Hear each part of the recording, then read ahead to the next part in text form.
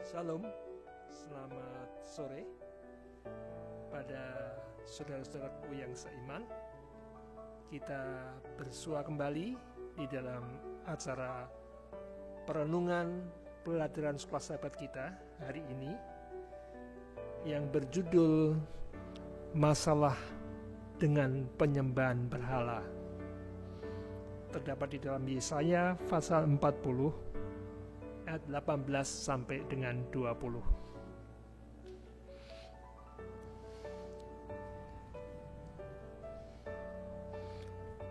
Saudaraku, sebelum kita mulaikan pelajaran ini, mari kita tunduk kepala sejenak.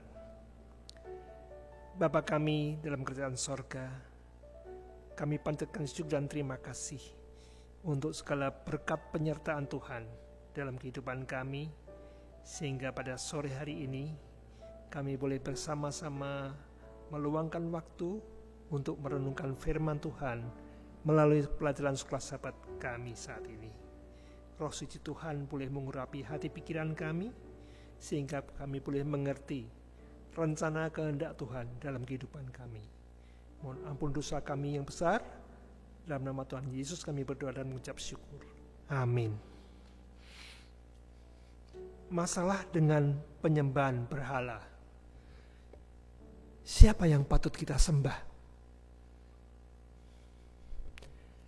Karena setiap orang mempunyai satu sosok yang akan disembah.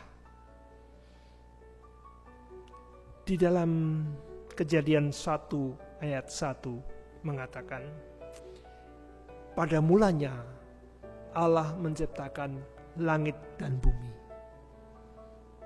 Dan di dalam buku Mazmur dikatakan semua bumi beserta isinya adalah milik Allah. Jadi sudah sepantasnya lah Allah pencipta kita yang kita sembah. Kepada bangsa pilihan, bangsa Israel, Allah memberikan 10 hukum sebagai cermin daripada tabiat Allah, agar diketahui dan juga dipraktekkan dalam kehidupan bangsa Israel. Di dalam Keluaran pasal 20, Tuhan memberikan hukum pertama sampai dengan keempat adalah petunjuk bagaimana bangsa ini berhubungan atau menyembah kepada Khaliknya. Dan hukum kelima sampai dengan ke-10 adalah bagaimana hubungan mereka dengan sesama manusia. Dalam hukum yang pertama dan kedua, mari kita baca Keluaran pasal 20 ayat 2 sampai 4.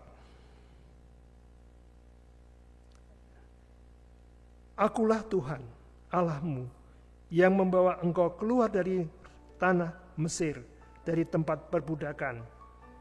Jangan ada padamu Allah lain di hadapanku. Jangan membuat bagimu patung yang menyerupai apapun yang ada di langit di atas, atau yang ada di bumi di bawah, atau yang ada di dalam air di bawah bumi.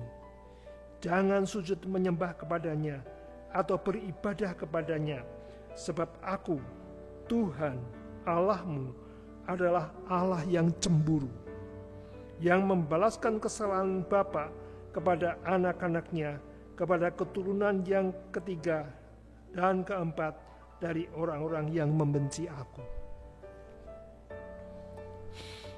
Tetapi kenyataannya, bangsa Israel di dalam prakteknya sering menyembah berhala. Mengapa? Karena mereka terpengaruh, ikut-ikutan dengan bangsa kafir sekelilingnya. Mereka kawin-mawin dengan bangsa kafir dan mereka membawa ilahnya di tengah-tengah bangsa Israel. Dan ini disebut perzinahan rohani. Di dalam Yeremia pasal 3 dikatakan ayat yang ke-8, dilihatnya bahwa oleh karena zinahnya aku telah menceraikan Israel, perempuan murtad itu, dan memberikan kepadanya surat cerai. Namun Yehuda saudaranya perempuan yang tidak setia itu tidak takut, melainkan ia juga pun pergi bersundal.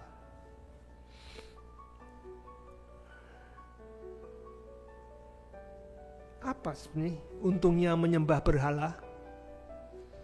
Yesaya 41 ayat 29 mengatakan, sesungguhnya sekaliannya mereka seperti tidak ada. Perbuatan-perbuatan mereka hampa. Patung-patung tuangan mereka angin dan kesia-siaan.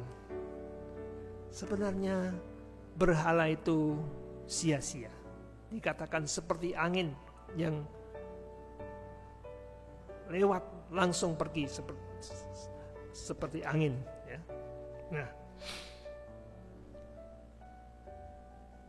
sebenarnya bangsa Israel waktu membuat patung lembu emas,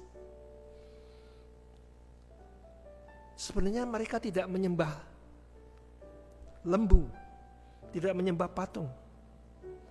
Mereka merasa menyembah Allah, tetapi Allah yang diwujudkan dalam bentuk patung lembu emas.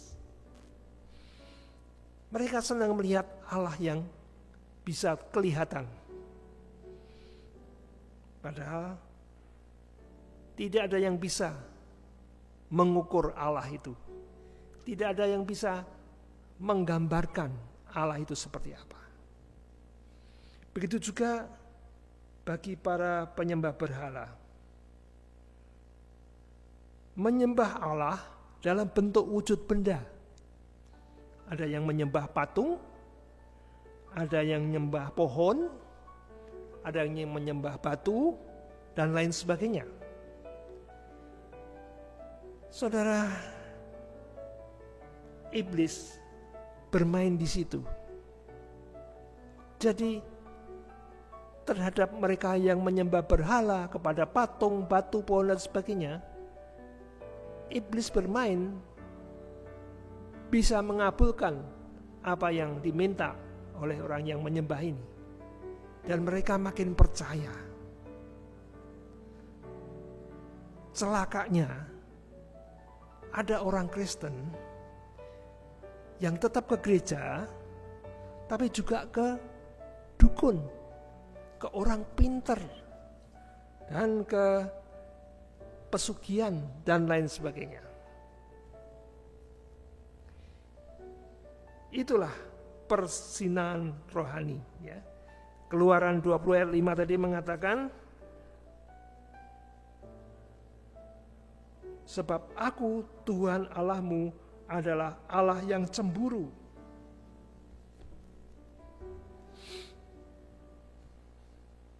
Nah, oke.